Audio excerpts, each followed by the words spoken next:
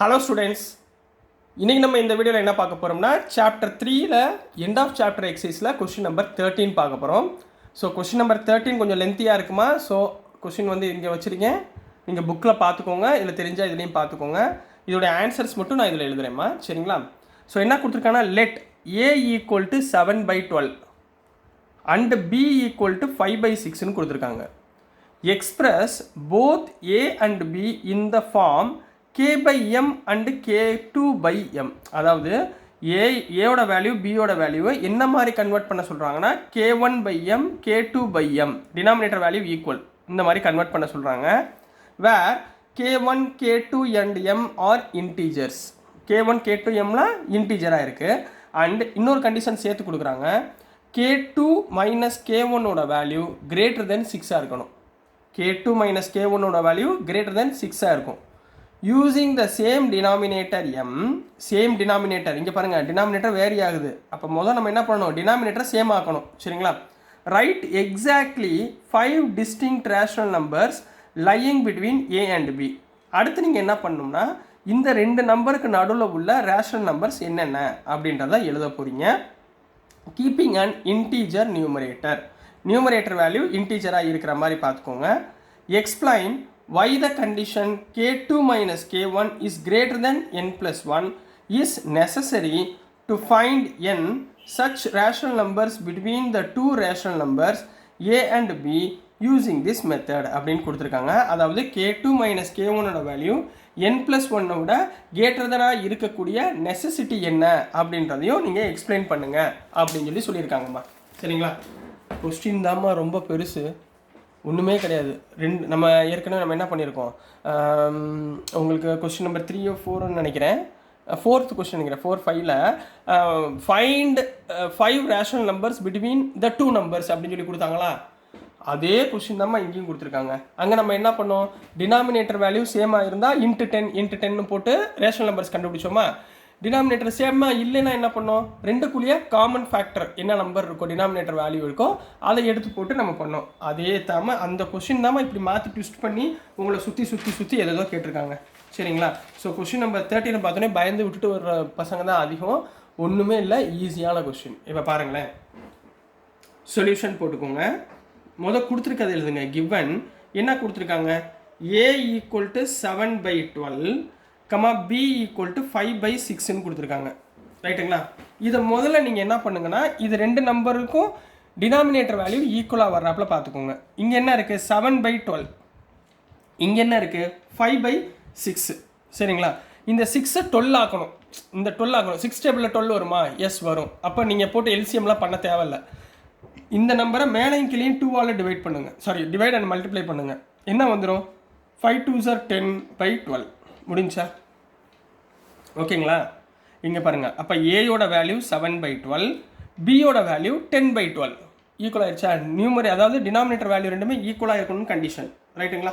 இப்போ ஈக்குவலாக வந்துருச்சுங்களா? இப்போ பாருங்கள், ஏ வந்து எதுக்கு ஈக்குவல்னு சொல்லியிருக்காங்க, k1/mக்கு ஈக்குவல், ரைட்டுங்களா? அப்போ ஏ எவ்வளவு, 7/12. அதே மாதிரி பி வந்து எதுக்கு ஈக்குவல் சொல்லியிருக்காங்க, k2/mக்கு ஈக்குவல் சொல்லியிருக்காங்க, அதாவது 10/12. இங்கே பார்த்தீங்கன்னா m ரெண்டுமே ஈக்குவலாக இருக்கணும்.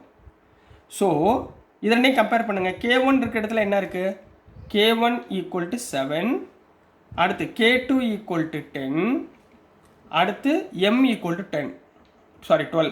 இது மூணுமே இன்டீஜர்ஸா?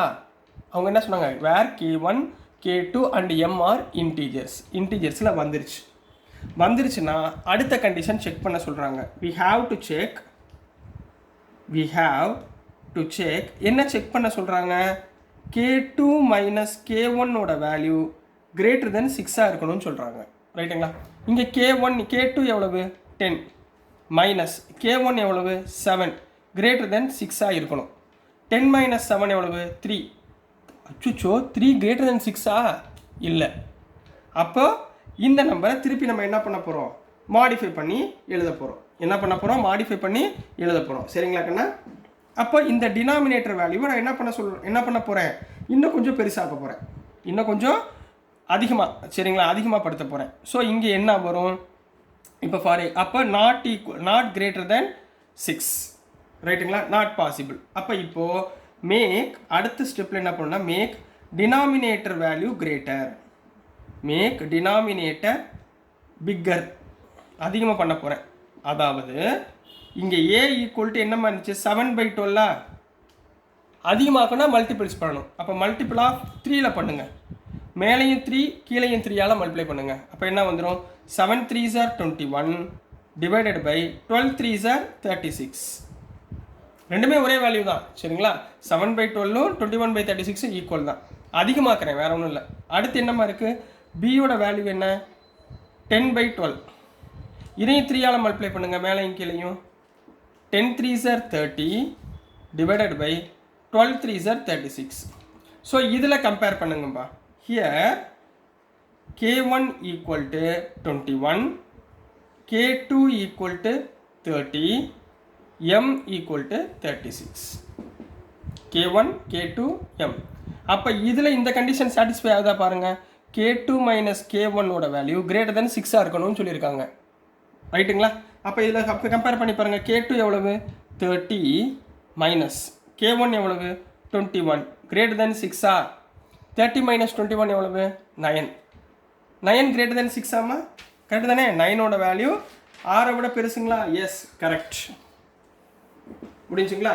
இப்போ முடிச்சுட்டு நீங்கள் என்ன பண்ண போகிறீங்கன்னா, இதுக்கப்புறம் நீங்கள் என்ன பண்ண போகிறீங்கன்னா வரக்கூடிய வேல்யூஸை இந்த நம்பருக்கும் நடுவில் உள்ள 5 ரேஷனல் நம்பர்ஸை எழுத போகிறீங்க சரிங்களா?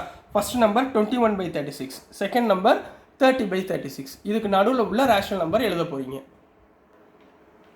அப்போ என்ன எழுத போகிறீங்கன்னா the 5 rational numbers between அந்த ரெண்டு நம்பர் என்னமா 21/36 and 30/36 ஆர் இந்த ரெண்டுக்கு நடுவில் உள்ள ரேஷனல் நம்பர் எழுதுங்க. 21க்கு அடுத்த நம்பர் என்ன 22/36, அடுத்து 23/36, புரிஞ்சுங்களாமா? அடுத்து 24/36, அடுத்து 25/36, அடுத்து 26/36. இன்னும் நிறையா 7 ரேஷனல் நம்பர் எடுத்தால் இன்னும் எழுதலாம் சரிங்களா? இப்போ அடுத்த கேள்வி நெக்ஸ்ட் என்ன கேட்டிருக்காங்கன்னா, கிவன் K2 minus K1 வந்து greater than n+1 இருக்கக்கூடிய வாய்ப்புகள் என்ன அப்படின்னு கேட்டிருக்காங்க. இப்போ இங்கே என்னன்றது எத்தனை நேச்சுரல் நம்பர்ஸ் இருக்குன்றது. இங்கே எத்தனை நேச்சுரல் நம்பர் இருக்குது 5 இருக்குது. 5 தான் நம்ம கண்டுபிடிச்சிருக்கோம். 5க்கு மேலே போகுமா அப்படின்னு கேட்குறாங்க.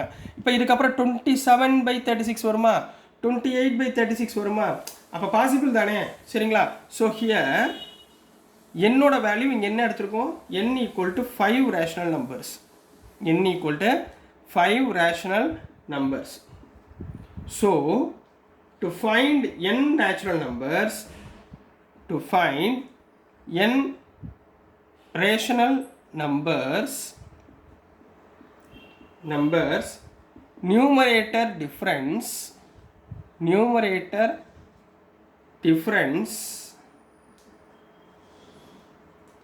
must be greater than n+1. must be greater than n+1. அப்போ வர இதோடைய டிஃப்ரென்ஸ் என்னவா இருக்கணும், n+1 விட அதிகமாக இருந்தால் நம்மளால் எக்ஸ்ட்ரா ரேஷனல் நம்பர்ஸை நம்மளால் ஃபைண்ட் பண்ண முடியும்னு எக்ஸ்பிளைன் பண்ண போகிறோம். So this is the answer for question number 13 கண்ணா. புரிஞ்சா? ரொம்ப முக்கியமான கொஸ்டின், நல்லா கவனமாக பார்த்துக்கோங்க. நெக்ஸ்ட் வந்து கொஸ்டின் நம்பர் 14 பார்க்கலாம். ஸோ நெக்ஸ்ட்டுமா கொஸ்டின் நம்பர் 14 பார்க்க போகிறோம். கொஸ்டின் நம்பர் 14ல் என்ன கொடுத்துருக்காங்கன்னா 3 rational numbers x, y and z. 3 rational number கொடுத்துருக்காங்க x, y, zன்னு. satisfies the condition x plus y plus z equal to 0 and xy plus yz plus zx equal to 0ன்னு கொடுத்துருக்காங்க. show that all the rational numbers x, y, z must be simultaneously 0.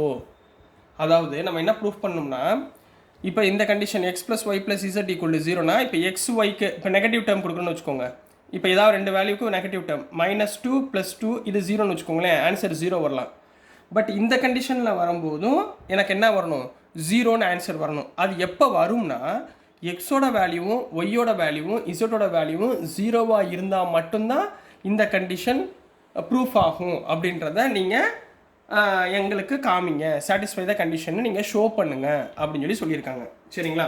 அதாவது 3ஓட வேல்யூமே ஜீரோவாக இருந்தால் மட்டும்தான் இந்த 2 கண்டிஷனை satisfy ஆகும்னு சொல்லி நம்ம சொல்ல போகிறோம். சரிங்களா? ரொம்ப ஈஸி தான்மா.